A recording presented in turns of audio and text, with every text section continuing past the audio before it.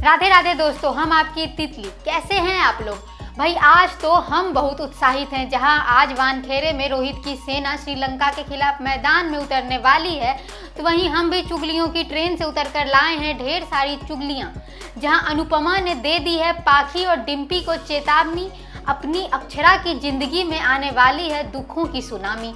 वहीं सवी और ईशान की फिर हो गई है फाइट। अब ईशान कैसे करेगा इस सिचुएशन को राइट।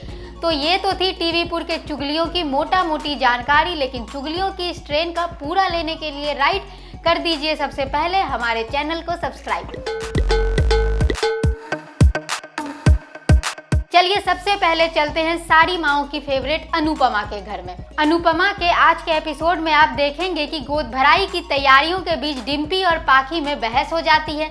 डिम्पी को काम करता देख पाखी उसे कहती है कि तुम मत करो, अगर कहीं टक्कर वक्कर लग गई तो मम्मी खामखा मुझे कहेगी। इसके बाद डिम्पी कहेगी कि उसको कुछ नहीं होगा, जिसके बाद पाखी उसे सुना देगी और कहेगी कि मैं माँ नहीं बन सकती इसीलिए तुम ताने दे रही हो, जिस पर डिम्पी भी पाखी पर चढ़ जाएगी और कहेगी कि हर जगह ये माँ नहीं बन सकती हूँ का विक्टिम कार्ड खेलना जरूरी नहीं होता।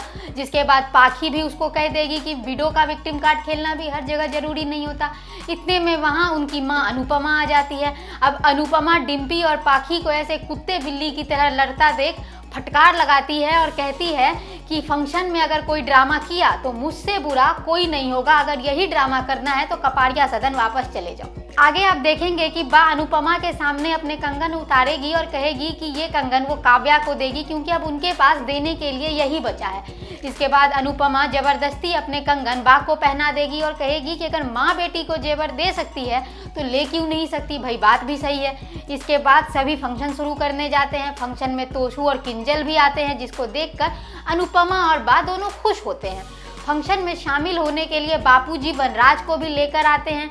वनराज को वो बताते हैं कि उसका बच्चा आने वाला है, लेकिन वनराज की मानसिक स्थिति ऐसी है कि उसको लगता है कि समर आ रहा है और वो जोर जोर से चिल्लाने लगता है कि मेरा बच्चा आ रहा है, मेरा समर आ रहा है, और वो बहुत खुश हो जाता है। इसको देखकर वहाँ मौजूद सभी भावुक हो जाते। इतने में काव्या भी आ जाती है और वो वनराज से कहती है कि हाँ भी हमारा समर आ रहा है। इसके बाद बा काव्या से कहेगी कि तूने अपने बच्चे को समर का नाम दे दिया, तू सच में बहुत अच्छी बहू है। भाई बा का तो हृदय परिवर्तन ही हो गया है कसम से। जिसके बाद काव्या कहेगी कि वी खुश है, उसके लिए इतना काफ़ी है।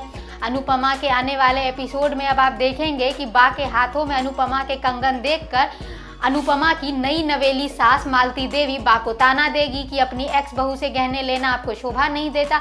जिस पर लीला भी अपने अंदाज में मालती देवी को जवाब देगी और कहेगी कि जिस अनुपमा को आप बर्बाद करने वाली थी उसी के घर में रहना आपको भी शोभा नहीं देता। अब मालती देवी बा के इस जवाब पर क्या बवाल करेगी ये तो आने वाले समय में ही पता चलेगा। खैर समय तो अक्षरा को भी क्या कुछ नहीं दिखा रहा है। आरोही की मौत के बाद जहां घर में पुलिस आती है ये पता करने के लिए कि वाकई आरोही की मौत एक एक्सीडेंट थी या उसका कत्ल किया गया, जिसके बाद मनीष पुलिस को कह देता है कि ये एक एक्सीडेंट था। हालांकि उसने सिर्फ ऐसा पुलिस को भेजने के लिए कहा है क्योंकि अक्षरा के बच्चे हैं। ऐसे वो अक्षरा को अभी भी आरोही की मौत का जिम्मेदार मान रहा है। इसके बाद अक्षरा अपने बड़े पापा से कहेगी कि आप जो भी सजा देंगे मुझे मंजूर होगी, लेकिन मनीष उससे एक शब्द नहीं कहेगा और बस उसे नफरत भरी नज़रों से घूरता रहेगा। इतने में स्वर्णा और सुरेखा भी अपना गुस्सा और नफरत अक्षरा पर उड़ेल देंगी।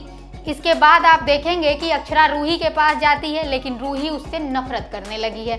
रूही उससे कहती है कि आप सबसे गंदी मासी हैं, आपने पहले मेरे पापा को मुझसे दूर कर दिया और अब मेरी माताश्री को भी मुझसे छीन लिया है, आपने मुझसे मेरे पेरेंट छीन लिया, बहुत गंदी हो। इतने में वहाँ अभीर आ जाएगा और अपनी माँ से रूही को ऐसे बात करता देख अभीर रूही से लड़ पड़ेगा।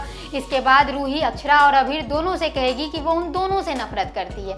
इसके बाद आप देखेंगे कि अक्षरा घर छोड़ने का फैसला ले लेती है, जिस पर मिम्मी उसे रोकने की कोशिश करती है, लेकिन वो कहती है कि अगर मैं रुकी तो रूही के आंखों के सामने रहूंगी और वो कभी आगे नहीं बढ़ पाएगी, वहीं अटकी रह जाएगी। इसके बाद अक्षरा सबका आशीर्वाद लेती है, हालांकि कोई उसे कुछ नहीं कहता और बड़े पापा तो आशीर्वाद भी नहीं देते।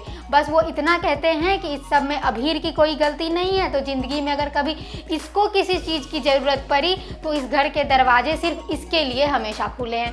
ये सुनने के बाद अक्षरा बहुत टूट जाती है और अपने बेटे को गोद में उठाकर घर से निकल जाती है। शो के अपकमिंग एपिसोड में आप देखेंगे कि अक्षरा मंदिर में शादी के जोड़े में अभिमन्यु का इंतजार कर रही है।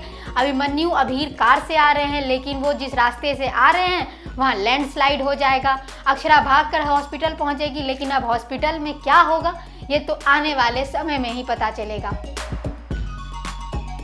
वहीं सवी की जिंदगी में भी चल रही है उथल पुथल। एक तो ईशान और सवी का कुछ समझ ही नहीं आता, दोनों की बहस कभी भी कहीं भी शुरू हो जाती है। अब सवी हरिणी के साथ शनिवार की शाम अपने जन्मदिन की प्लानिंग करती है और ईशान बाबू उसी दिन एनुअल फेस्ट के लिए मीटिंग भी रख लेते हैं। सवी उनसे कहती है कि भाई मैं तो मीटिंग में नहीं आ सकती, मुझे पर्सनल काम है, मैं छुट्टी के लिए आपको एप्लीकेशन दे दूंगी। इस पर ईशान सवी की बहस हो जाती है और वो उसका छुट्टी एप्लीकेशन भी लेने से मना कर देता है।